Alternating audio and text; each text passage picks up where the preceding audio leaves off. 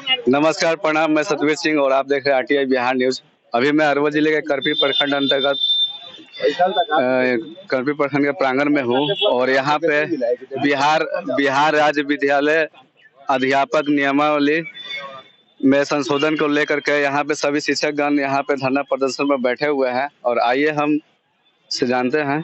Sir, आपका नाम क्या हुआ? जी, मेरा नाम हुआ मनीष कुमार निराला और मैं प्रखंड प्राथमिक शिक्षक संघ करपी का प्रखंड सचिव हूँ।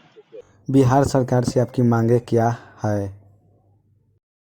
सरकार के द्वारा जो हाल ही में बिहार राज्य विद्यालय अध्यापक नियमावली 2023 लाई गई है और उसमें हम कार्यरत शिक्षकों के लिए बहुत ही अन्याय किया जा रहा है। उसमें आज हम लोग लगभग 15, 17, 20 वर्षों से विद्यालय में अध्यापन कार्य कर रहे हैं और अब सरकार पहले चुनाव के पहले जो घोषणा पत्र था उसमें वादा किए थे हमारे माननीय उप मुख्यमंत्री महोदय तेजस्वी जी कि जिस दिन मेरी सरकार बनी मैं सरकार में रहूंगा, पहला कलम से मैं नियोजित शिक्षकों को राजकर्मी का दर्जा और सभी तमाम सुविधाएं पुराने शिक्षकों की तरह दूंगा।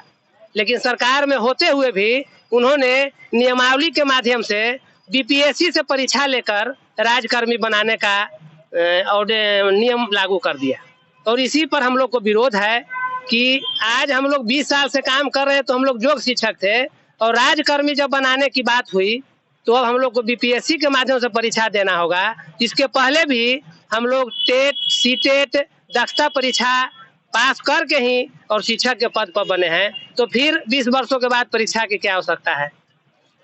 तो सर, ये ऐसा मतलब प्रावधान क्यों लाया गया, इसका रीजन कुछ? हाँ, इन्होंने जो सब पहले नियोजित शिक्षक जो निकाय के द्वारा, स्थानीय निकाय के द्वारा जो बहाली की जाती थी उसका संशोधन करके और यह केंद्रीकृत व्यवस्था के तहत अब बीपीएससी के माध्यम से नियमित शिक्षकों की बहाली किया जा रहा है। तो बहुत अच्छी बात है, इसका हम स्वागत करते हैं कि अब यहाँ पर नियोजित शिक्षक कोई बहाल नए नहीं होंगे, लेकिन जो पहले से बहाल शिक्षक हैं उन पर अन्याय हो रहा है, उसको संशोधन किया जाए, यही हमारा मांग है। जी, और आपको जिला स्तर से भी कुछ मांगे हैं? जी, जिला स्तर से भी कुछ मांगे हैं?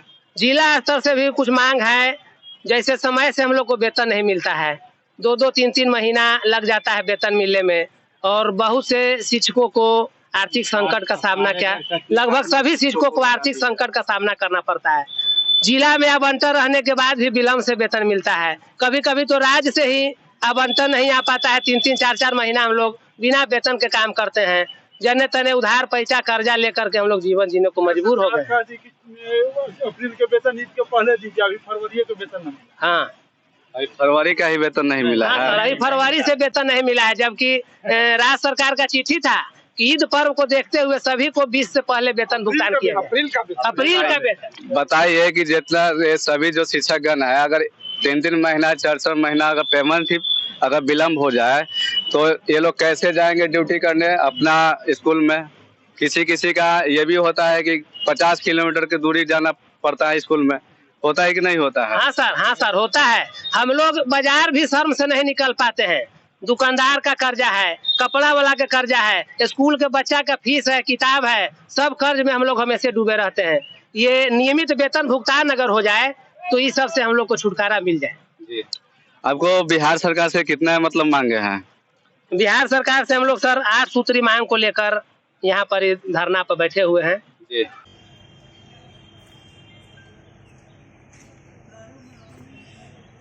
अभी जैसे कि यहाँ के करपी प्रखंड के जो वीडियो सर आए हुए थे, जब आपने ज्ञापन सौंपा तो उन्होंने आपको मतलब क्या बोले? उन्होंने आश्वासन दिया है कि हम ये मुख्यमंत्री को ज्ञापन भेजना है प्रखंड विकास पदाधिकारी के माध्यम से, तो उन्होंने आश्वासन दिया है कि हम इसको फैक्स के माध्यम से मुख्यमंत्री के पास भेजेंगे।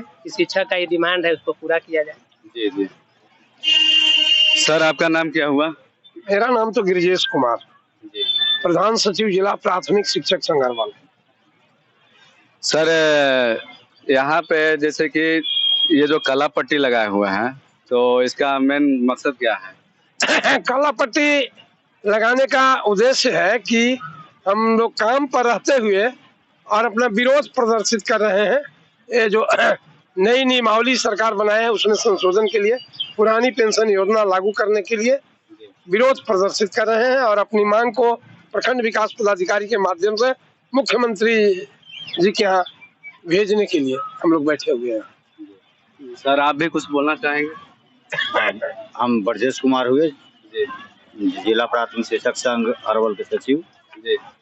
और हम लोग सरकार के द्वारा निकाली गई नई नियमावली के विरोध में बैठे हुए हैं कि उस नियमावली में संशोधन हो, और संशोधन अगर नहीं होता है तो हम लोग बहुत सारे शिक्षक 2003 से लेकर के आज तक जो 2022 तक हैं, इस सब पर अन्याय होगा, और अन्याय होगा इस चलते कि राजकर्मी का दर्जा नहीं दिया जाएगा। इसके पहले वाले भी शिक्षक का पेंशन सहित सारे सुख सुविधाएं और राजकर्मी की दर्जा दिया गया है। इसके बाद फिर बीपीएससी के परीक्षा लेकर के बाद में भी राजकर्मी का दर्जा दिया जाएगा।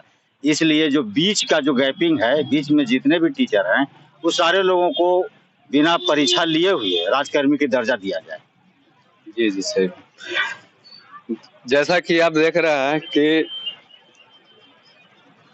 करपी प्रखंड में यहाँ पे जो धरना प्रदर्शन चल रहा है, अभी जैसे शिक्षकों से अभी हम उनका जो भी मांगे थे या जो भी राय विचार था उनसे हम लोग लिए, और जैसे कहने मतलब यह है कि कहीं ना कहीं तो गवर्नमेंट में कुछ कमी है, ऐसा नहीं है।